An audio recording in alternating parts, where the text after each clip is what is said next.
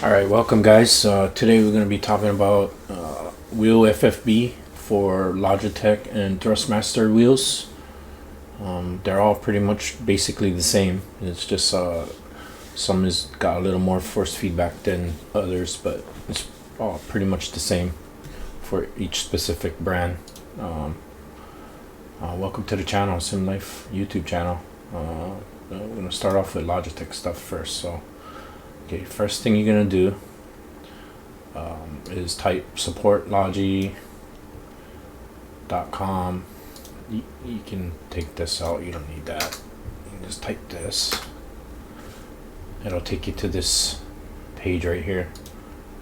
So whatever wheel you have, you can G920, G29, you type it in here in the search. And whatever, you click your wheel when it pops up. You're gonna go to downloads.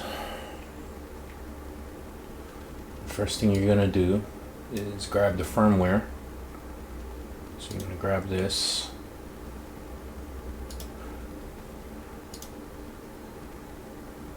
Download it. And it'll pop up. Make sure check your download. So once that's done, make sure your wheel's unplugged and all that. You don't want it plugged in. So you're gonna click this guy. This is gonna pop up, this screen right here. So you're gonna connect your wheel and it's gonna install all the drivers. Firmware, excuse me, firmware. Okay, so once that's done, you close it. Next thing you're gonna do is you're gonna grab the G-Hub. So you download this, click download, it'll pop up here after it's done. You install G-Hub. Make sure your wheel's unplugged. It's usually better. No issues. Install that. Okay, now once you're in G-Hub,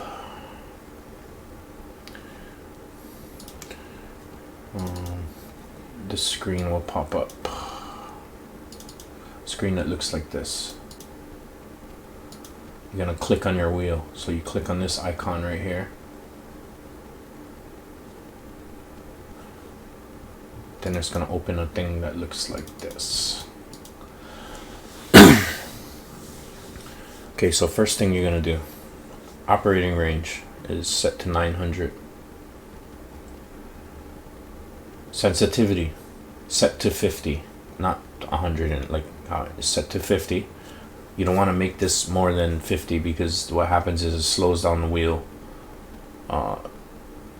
So yeah, just make sure this is at 50. Anytime you go further, like up to 100, it'll be stronger, but then what happens is it has a lot of dampening, so like it doesn't react very quick. So just make sure that's at 50. You're gonna check centering spring in non-force feedback games. Check that so you can turn this centering spring strength down to 0. Once you turn this slider down to 0, then you're gonna uncheck this, and that's your Logitech wheel setup. Okay, so now we're gonna move on to Thrustmaster. So I'm gonna go to Thrustmaster. You're gonna type support Thrustmaster.com. It's going to take you to the screen. You can type your wheel. So I'm going to put TMX in here. Scroll down, you see drivers. You click on this, install it, save it in your downloads like all the other. Then you're going to click it. Click this guy, install the application, which I already did. Do it again, right? Oops, I didn't mean to do that.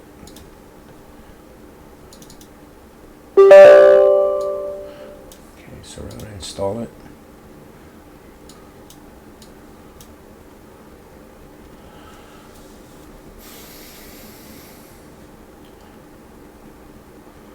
Okay, so click confirm for everything for the install.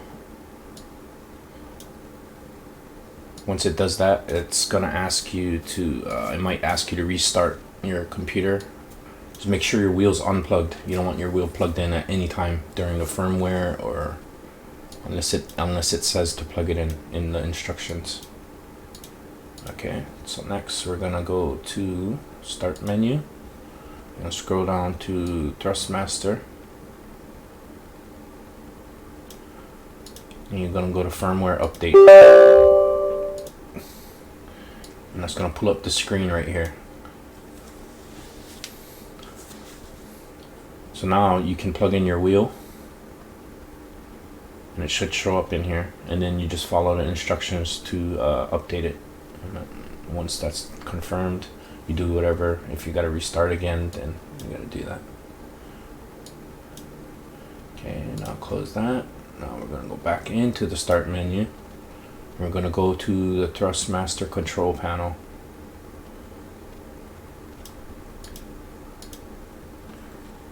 And once this screen pops up, you're gonna go click on your wheel, whatever your wheel is in here, and you click properties.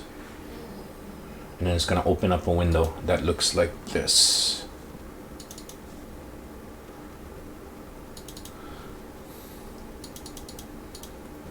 Okay, so once this pops up, you see these tabs on the top. There's 3 of them.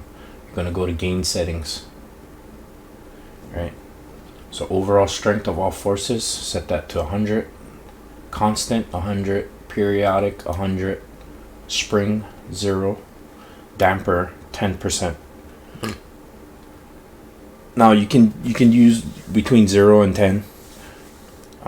Me personally, I think 10 is like good. I think when it's at 0, it's a little, maybe sometimes a little too fast, but stay within 0 and 10. Don't go past that. This is dampening. It slows down the wheels, the spin, the rotation of the wheel. So you don't want any dampening. So especially for drifting, a lot of guys have issues where their wheel, doesn't work right because the dampening's at 100 by default. So turn that to 10. Auto center by the game. Click apply. Click OK. And that's this. This is for all Thrustmaster wheels. TMX, T300, they're all the same. It's just some got more force feedback than others, but the setup is the same. Okay, so we're gonna close this. We're gonna jump into Assetto Corsa. Assetto Corsa. And then let's open this guy. Okay, we're gonna go to settings, Assetto Corsa, controls. Now for both the Thrustmaster and Logitech wheels, just turn your gain up to 100 in here. So you're going to turn this gain right here up to 100.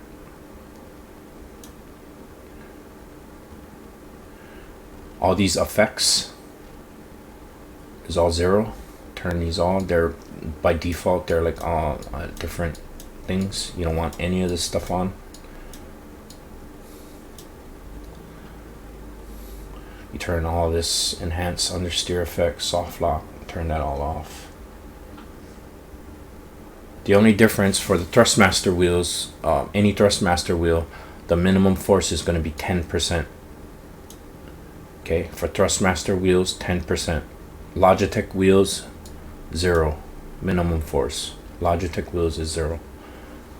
If you had a LUT on previously, just disable it here. Make sure this box is unchecked. You don't want that, any of this stuff on. Nothing, everything's off. Okay, so that's for force feedback.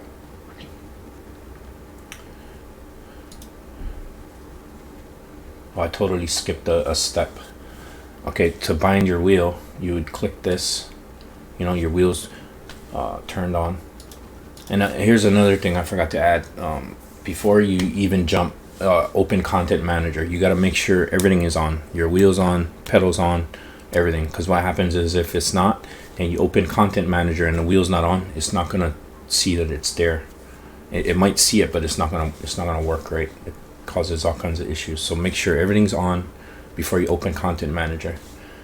And then you're gonna click this, turn your wheel. Your wheel should pop up in this box right here when you turn your wheel. You're gonna do this for your throttle, brake, clutch, and handbrake. These are all axes, so you can't bind the button to the handbrake or the clutch in this menu. Right, so if you wanted to bind the button to the handbrake or the clutch, you would have to go into buttons. And like as you can see right here, there's a handbrake option here. As you can see, there's this each box is different. So this is steering wheel side. All these bindings are steering wheel buttons, and then this side is keyboard buttons. But you can bind this to your button box or whatever. And you got other stuff in here like, you know, brake balance, turbo, engine brake, all that. Okay, now for shifters, set up your paddles. You click on these. If you have a sequential, you could add 2 more things.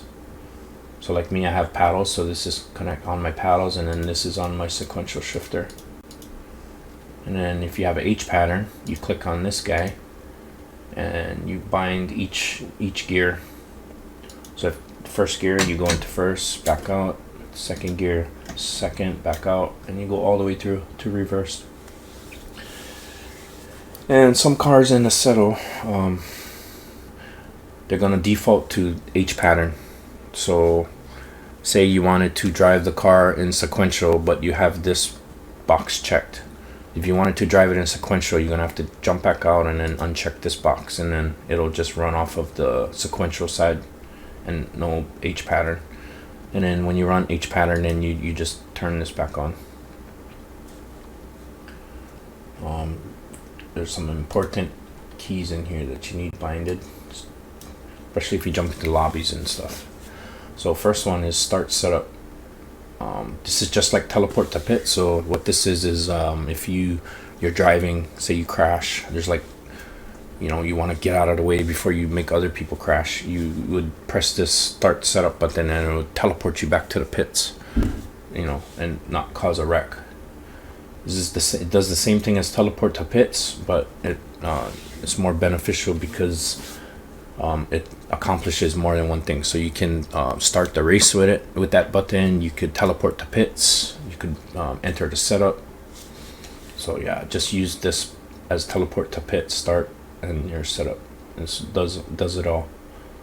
And then you're gonna bind exit the race. This is like if you press escape while you're in game, is to exit the race. So you'd press this button and it would just exit you right out of the race without having to use your mouse or anything. And then there's, you know, there's some other things in here you can set up. Some replay options and all that. Okay, here's another thing you can bind. If you run VR, this is where your reset camera and VR button is, so you can bind this guy. Driver names is a pretty important one because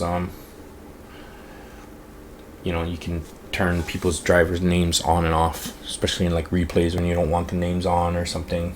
You can turn the names off, make it look more realistic. The apps. This is the apps on the in the game on the right side of the screen.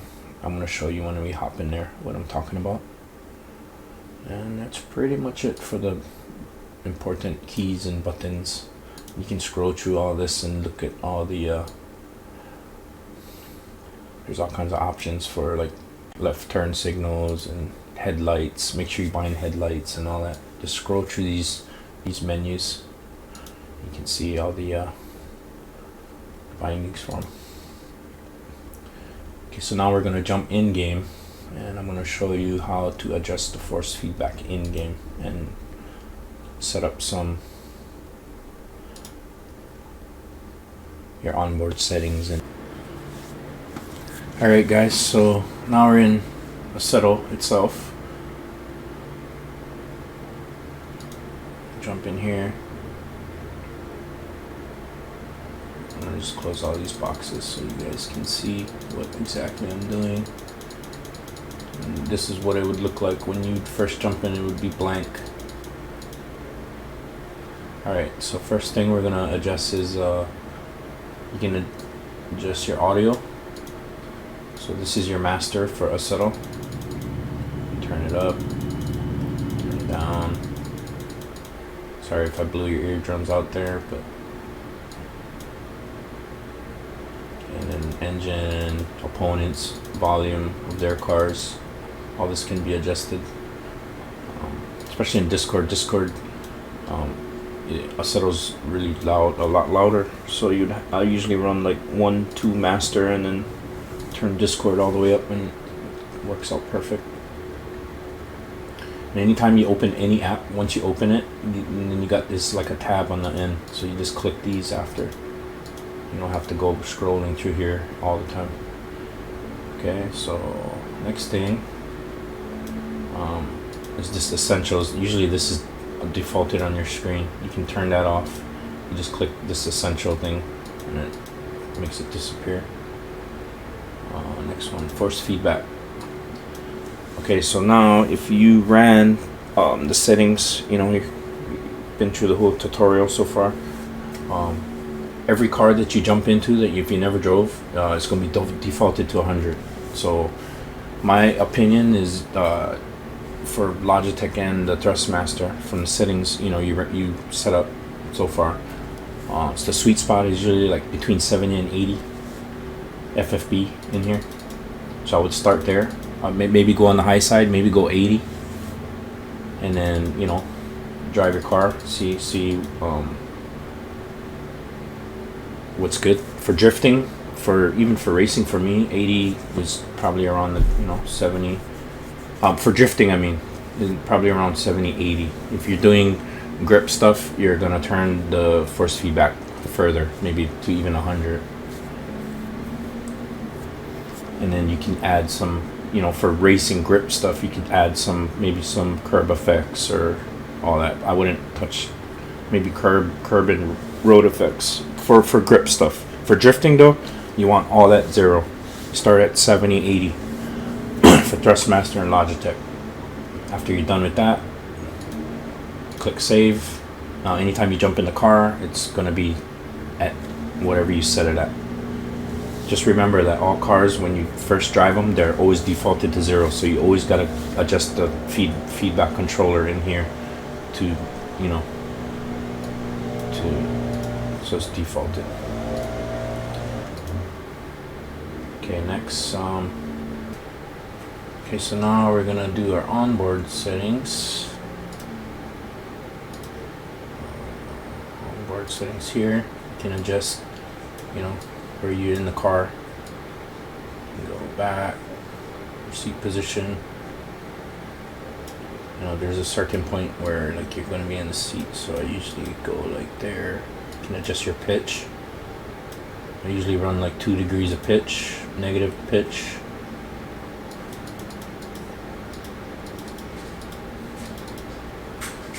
And make sure you save it. It's just like FFB. If you never drove the car, you gotta adjust all this stuff in every car, and then once you save it, then it's gonna be like this, whatever you set your settings to when you jump in the car again.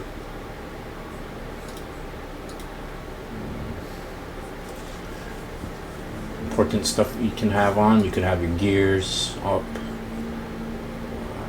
gears and where is it? Pedals. Gears and pedals. Where are you? Track map. And all these can be moved anywhere you want. If it's stuck where you can't move it, that means it's pinned, and it doesn't move anywhere if it's pinned. You can adjust all the sizes. Click on the arrows.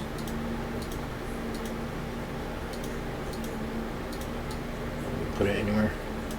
And this is just your traces for your throttle, your brake, and your clutch.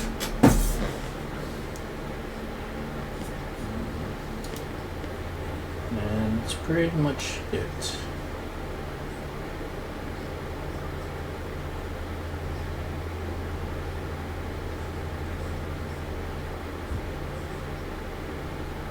Yeah, and that's all the setup in here. And just make sure you open the chat too. And that's pretty much it. Yeah, so hope you guys, hope that all works out for you guys. I've did a lot of testing with all this force feedback, especially for drifting. I do grip racing too, but for drifting, yeah, don't run a lot because yeah, it makes your wheels slow.